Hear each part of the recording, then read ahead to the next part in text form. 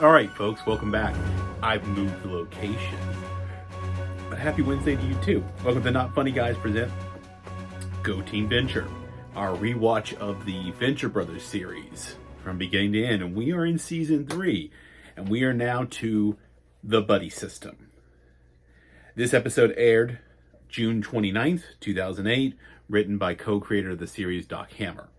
So we opened this one with a promotional video of Dr. Venture, or shall I say Rusty Venture's day camp. He's trying to cash in, as he always is, on his sort of claim to fame as a boy wonder, boy genius, whatever he was, boy adventurer, all the fun stuff, and trying to cash in that there was a cartoon made about him, which is always funny because they always sort of blur the lines between whether that cartoon was real or not real. And it kind of actually seems that in a lot of ways it was kind of like a real representation of real life adventures. So life imitating art, art imitating life, all that stuff. So we have this little day camp. It's a grift, okay? Of course, the Monarch has sent the Moppets, the murderous Moppets, to infiltrate it. They're immediately spotted by Brock. And then he's trying to hide it from Dr. Girlfriend originally, and then eventually he lets her in. We find Billy Quizboy, Billy Whalen. Quizboy is here. He's part of the scene. We also learn that he is 35 years old. And then, of course, we have the pirate captain who works for JJ. He's here as well, and they're all offering kind of like little experiences and opportunities for these kids. And I love that Billy gets teased about not being a boy adventurer, but he's a quiz boy. Of course, we then see back to the Monarch, Dr. Girlfriend, now Dr. Mrs. the Monarch, shows off her new queen dress, to which the Monarch is, of course, immediately having problems and is pitching a tent. His ever-expanding waistline, whatever he wanted to use. We also have the introduction of Dermot, one of my favorite little bit characters, and the whole idea of who is his father, because as we'll see at the end of the episode, there's allusions that he was here to meet his father, which of course we don't know. Based on the looks of him, we think it's Brock Sampson at first, but that's a whole thing that we'll get. He immediately kind of starts bonding with Hank, which is funny. We also see Action Johnny's here, and he's trying to basically ramble on about how he has a crappy relationship with his father, just like Rusty. He begins kind of breaking down as well. He's supposedly clean for a month. I love that there is a part here where there's a wonderful self-referential where I think, I'm trying to remember, Rusty Venture is talking to somebody else, talking about cartoon childhood. And he's telling Hank. He's telling Hank that when he has a cartoon called The Venture Brothers, he can have this all be all about him. Fun one. We have Brock teaching judo or jujitsu. I don't remember which one it was. The Order of Triads here, giving a safety thing about radon, magical safety. No one shows it up. Of course, Dermot immediately starts talking shit. He's real mouthy with Brock. Big talker, no show. Hank in this whole situation has changed into his gi, which happens to look very much like a Cobra Kai. And of course, Dermot goes about antagonizing Brock. Rusty then takes people on a tour, for which the Moppets miss and get chewed out by the Monarch. Dr. Orpheus ends up talking to Brock, trying to help him work through kind of like a little talk therapy about his issues with Dermot. Apparently, if Dermot was an adult man, he'd beat him up or kill him. And then he realizes, wait, he can get a kid to beat up Dermot. So then he goes looking for Hank and Dean. He will eventually recruit Dean. Rusty is, of course, taking the kids on a tour. Hank and Dermot have gotten on this tour. They reach the Eden, which is a bio facility abandoned for 40 years. They go inside and it's overgrown, and apparently wild killer gorillas are inside. And they are basically attacked when Dermot uses a little pellet gun and he shoots it at Billy and sets things off. We will later find them outside, and Billy has to be let out, and he's lost his hand again, and apparently they've also lost a kid. Brock is then found trying to train Dean to beat up Dermot. Like I said, Billy gets back to they get him out of the Eden. They lost a camper. The Monarch wants to arch Venture so badly. Brock recruits the Moppets, in fact, at one point, or tries to go them after Dermot, and then realizes they'll go too far. And then he even tells the Monarch, Like, he knows who they are. He knows the Monarch is listening. He says, Doc really misses you. I'm pretty sure he cries himself to sleep just to make the Monarch feel better about it all. Action Johnny gets a surprise visit from Dr. Z, for retired supervillain. They're putting on a show for the kids. They're trying to put on this magical little play for the kids, and Johnny really loses it at this point. Triana shows up, surprise Dean, and then Triana is the person, I love her for this, she's the one who calls out Dermot for being the full-on fake tough guy. He then taunts her back as a goth girl, whatever, and Dean finally loses it. And Brock is like really hesitant to jump in and stop him. Just like, no, they're just kids, let them go. But it's really fun to see Dean kind of lose it. At this point, Sergeant Hatred, the Muppets are leaving. We see on their camera that Dr. Hatred's en route to the Venture compound. He attacks by having his flamethrower men attack the lawn. Very nonchalant stuff. Brock, of course, goes ape crap on the henchmen. And then they discover that there's been a miscommunication about time. He had 5 p.m. It's supposed to be 5 a.m. when he's arching. This is on a tight schedule here. He also gets a little put off by the fact that there are all these kids because he has a court order. Again, the notions that he is, a pedophile. Not allowed to get kids, but Venture basically telling him, look, I'm running a day camp. Hatred then sees Dr. Z and gushes over him because he's like an old school villain. I'm pretty sure, I don't remember exactly, we might eventually learn that. I think he's on the Council of 13, but we'll find out later. He has Venture cutting out a comment for him and response feedback for his arching situation. And then they do a whole bunch of photos of everybody in the aftermath with Dermot got beat up and Brock looking really happy about it.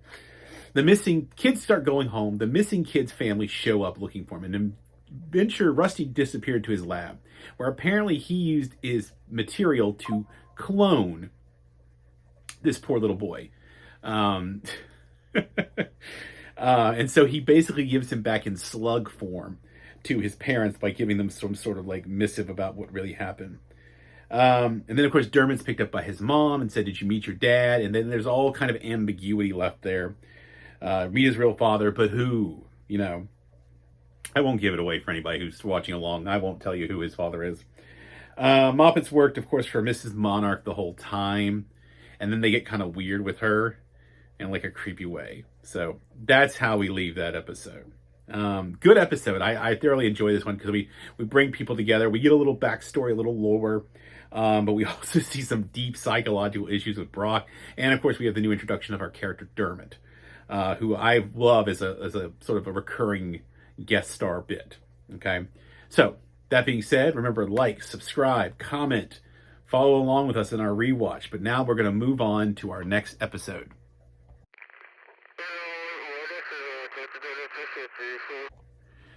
Okay, for our final episode this week, we're going to do Dr. Quymn, Medicine Woman, which is a play on the old television show with Jane Seymour back in the day, Dr. Quymn, Medicine Woman. This one aired originally on July 6, 2008, and this one is written by the other co-creator, Jackson Public. We open with Dr. Venture apparently in jungle, running from natives, holding a golden snake thing, which apparently is meant to be something to help with fertility. So he's apparently got some impotence issues. He gets darted, gets strung up, and then a woman rescues him. This is Dr. Quymn, who they have a history together. We then flash back, of course, to a party at the Venture compound held by Jonas Sr., Colonel Gentleman, and apparently her mother, Mrs. Quymn, were apparently married. She's obviously a beard for Colonel Gentleman. They have a daughter. I don't really know if they've established it's Colonel Gentleman's daughter or a daughter from a previous thing, or stepdaughter, not really thing. She's taken by Kato to go hang out with Rusty and help her. This is a key party. If you don't know what a key party is, kids, ask your parents. It'll be a real awkward question. But I think most people will know, so wink, wink. And Jonas apparently and Quymn are hooking up. We'll find them later on in the flashback. Helper then goes about entertaining the kids. We cut back to the present, and she's basically saved Rusty. She sucked the poison out. He starts hitting on her immediately. She's looking for the cure for cancer. He's looking for a cure for his own lack of an erection, basically, while trying to basically pitch it off that he's there looking to help out or find a new way to help people overcome this difficulty. Well, it's obviously about him. She has identical twin daughters who happen to be Nancy and Drew. obviously named for Nancy Drew. And a super tough female bodyguard by the name of Jenny, also Virginia, full name. And she's very much anti-men. They intentionally put on a sort of very butch, masculine aspect to her that sort of hints at whether or not she's a lesbian, but then she's kind of not. I don't know. They're playing with a lot of stereotypes here. Dr. Quymn wants Rusty to stay. Brock and the boys basically, they find them trying to teach an orangutan to box, which apparently is a new low for Dr. Venture, and they tries to talk his way out of that. Hank basically immediately falls in love with the twins, who then also themselves fall in love with Dean. We'll see that later played out. Rusty then recruits Brock to keep Jenny/Virginia occupied while he tries to hook up with Dr. Quymn. And the twins end up talking to the boys about adventure and all these fun things they have in common. They then mentioned that IKEA, apparently the Swedish furniture store, has set up a collection factory down the river where they're basically getting their wood. And this has agitated the native population. And there is something going around called a werodile, which we'll see later. Dean is writing up and drawing the Venture home news, which I've actually seen that's actually circulates a real thing. I'm sure there are actually some fan sites that I think keep it going. It's kind of become one of those meta crossover things for the Venture brothers. It's good to see it mentioned. Jenny and Brock, real name Virginia. She's talking about the idea whether she hates men. I think the twins are thinking that she's never met a real one. That's her problem. Quymn takes Rusty on a sort of like a become one with the land kind of thing, a little montage, and then introduces him to Solomon's heart, which apparently the seeds hold a cure for cancer. It's a very rare, very like hard to get a hand on thing, and that's why she's here.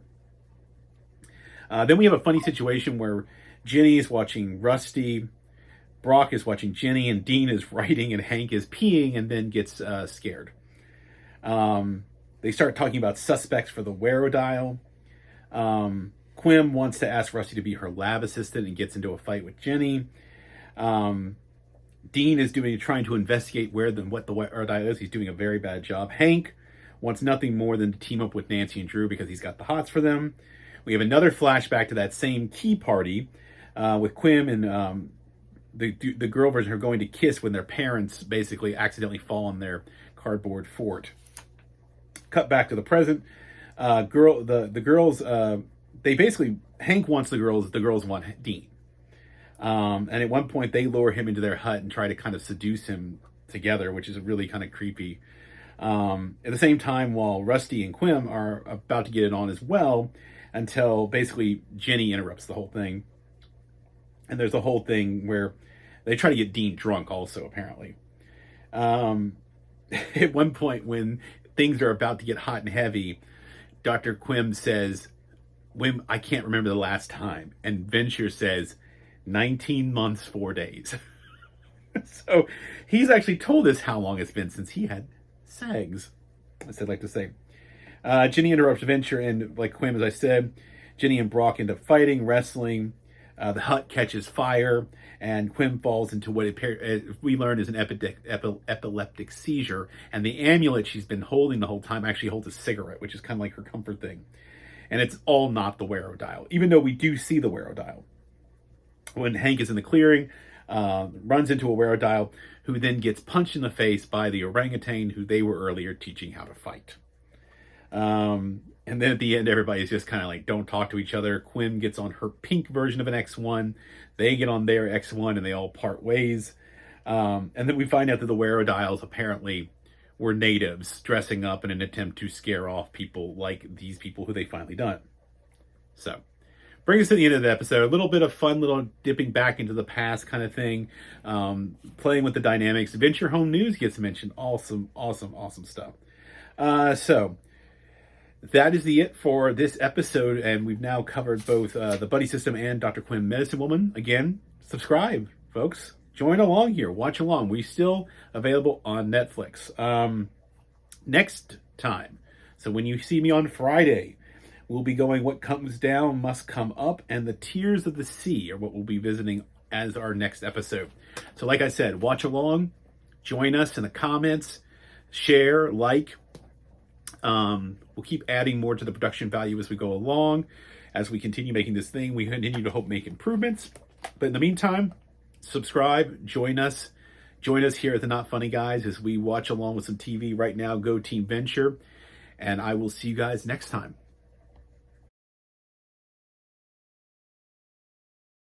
Say Not Funny Guys again. Not funny guys again. No, can you say Not Funny Guys?